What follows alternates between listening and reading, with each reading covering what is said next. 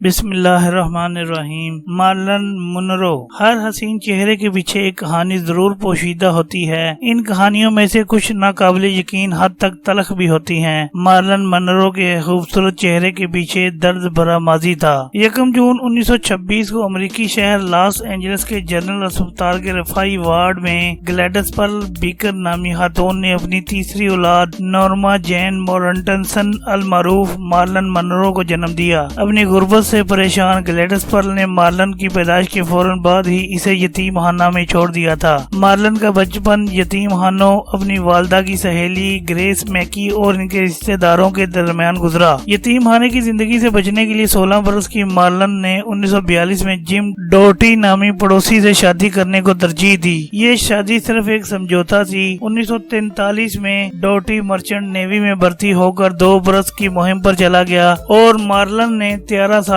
Company میں ملازمت اختیار کر لی۔ فیکٹری میں ایئر فورس کے افسر نے مارلن کو ماڈلنگ کرنے کا مشورہ دیا جو اس کی زندگی کا اہم موڑ ثابت ہوا۔ اگست 1945 میں 19 برس کی عمر میں مارلن منرو نے اپنی قسمت خود لکھنے کا فیصلہ کیا اور شوہر کا گھر چھوڑ کر ماڈلنگ ایجنسی سے معاہدہ کر لیا۔ پہلے ماڈلنگ اسائنمنٹ کا مارلن کو صرف $5 معاوضہ دیا گیا۔ 1946 کے آغاز تک مارلن کو ماڈلنگ کے میدان میں شناخت حاصل ہو چکی تھی اور انہیں 33 میگزین نے اپنے سر ورق کی زینت بنایا۔ ماڈلنگ کے آسمان پر مارلن کی چمک دیکھ کر 1946 کے اواخر میں ایک ایکٹنگ ایجنسی نے مارلن کو سائن کیا اور ان کی فلم ساز اداروں سے ملاقاتوں کا سلسلہ شروع ہوا۔ پیراماؤنٹ پکچر سے تو بات نہ بن سکی مگر مشہور film studio 20th century Fox نے اپنے مخالف فلم ساز ادارے سے مارلن منرو کو دور رکھنے کے لیے انہیں 6 ماہ کے معاہدے میں باندھ لیا۔ اب تک وہ نورما جین مورٹنسن کے نام سے پہچانی جاتی تھی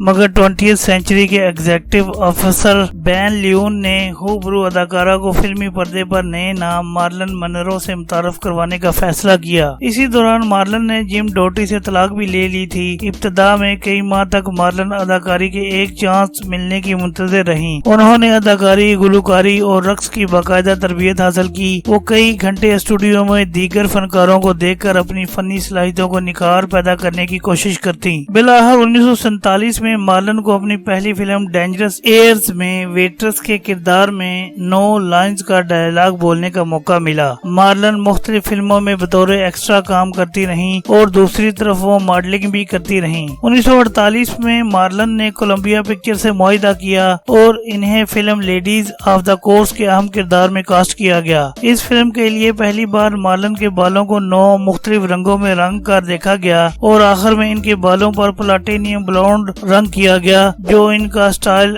اسٹیٹمنٹ بن گیا۔ اس فلم کی شوٹنگ کے دوران مارلن کا موسیقی کے استاد فریڈ کرگر کے ساتھ معاشقہ بھی چلا، تاہم ان کی یہ فلم اور محبت دونوں ہی ناکام رہے۔ 1949 میں فوٹوگرافر ٹام کیلی کی جانب سے مارلن منرو کا bold calendar photo shoot golden dream منظر عام پر آیا جس نے ہالی ووڈ میں ہلچل مچا دی۔ 1952 تک جب مارلن کے پن اپ مقبول ترین ہو گئے تو انہوں نے اپنے متنازع مگر مقبول فوٹو شوٹ کے حوالے سے بتایا کہ انہوں نے صرف معاشی مجبوری کی وجہ سے یہ قدم اٹھایا تھا۔ 1953 میں یہ فوٹو شوٹ پلے بوائے میگزین نے بھی شائع کیا۔ 1950 مارلن کے کیریئر کا اہم سال رہا۔ اس سال وہ 5 فلموں میں جلوہ گر ہوئیں۔ ان میں سے فلم دا ایسفالٹ جنگل اور فلم آل ابو ایو مختصر کردار کے باوجود مارلن کے دلکش حسن کے فلم بین دیوانے ہو گئے۔ قاتل اداؤں کے اس آتش فشاں نے سلور اسکرین پر حسن اگلنا شروع کر دیا۔ 1955 میں مارلن کی فلم دا 7 ایئر ایچ میں ان کے سفید لہراتے لباس نے سلور اسکرین پر آگ لگا دی۔ اس فلم میں مارلن کا فضا میں لہراتا لباس ان کی ایسی شناخت بنا جو امر ہو گیا۔ یہ فلم سپر ہٹ رہی جس کی کہانی میں نفسیاتی ماہرین کے اس دعوے کو بنیاد بنایا گیا تھا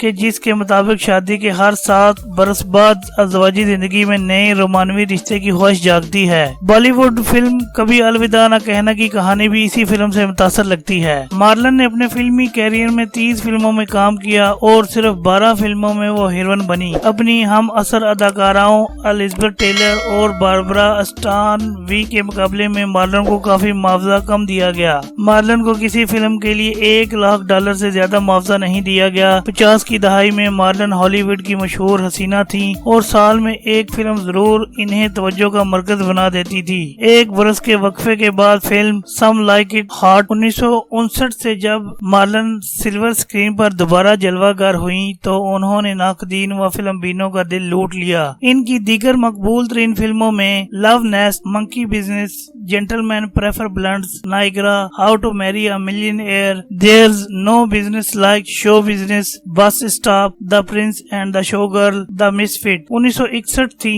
جس میں ان کے ساتھ لیجنڈ اداکار کلارک گیبل نے مرکزی کردار نبھایا تھا۔ مارلن کی موت سے قبل انہیں فاکس اسٹوڈیو نے اپنی ایک فلم سے نکال دیا تھا، جس کی وجہ ہُبرو اداکارہ کا شوٹنگ پر نہ پہنچنا تھا۔ مارلن کے بارے میں مشہور تھا کہ وہ اپنے ڈائیلاگز یاد نہیں کر پاتی اور انہیں ایک سین عکس بند کروانے میں 40 سے 60 ری ٹیکس لگتے تھے۔ مارلن نے اپنے کیریئر میں کئی گیت بھی گائے، جن میں diamond are a girl, best friends, heat wave, my heart belongs to you, head be surprise, daddy, happy birth day, mister president. Marlene نے اپنا آخری گانا جان ایف کینیڈی کی سالگرہ کی پارٹی میں گایا تھا۔ شوبز انڈسٹری کی رنگینیوں میں نہانے کے باوجود مارلن کی نجی زندگی پھیکی ہی رہی۔ بیس بال کھلاڑی جوڈی میگیو سے مارلن کی دوسری شادی صرف 9 ماہ میں ہی ختم ہو گئی۔ 1956 میں تیسری شادی مارلن نے مصنف آرتھر ملر سے کی تھی، تاہم یہ شادی 1961 میں ختم ہو گئی۔ یورپی ملک موناکو کے شہزادے رینیئر اور آن جہانی امریکی صدر جان ایف کینیڈی سے بھی مارلن منرو کے معاشقے کی خبریں آتی رہیں، تاہم اس حوالے سے کبھی کوئی ثبوت سامنے نہیں آیا۔ تیکھے نین نقش کی حامل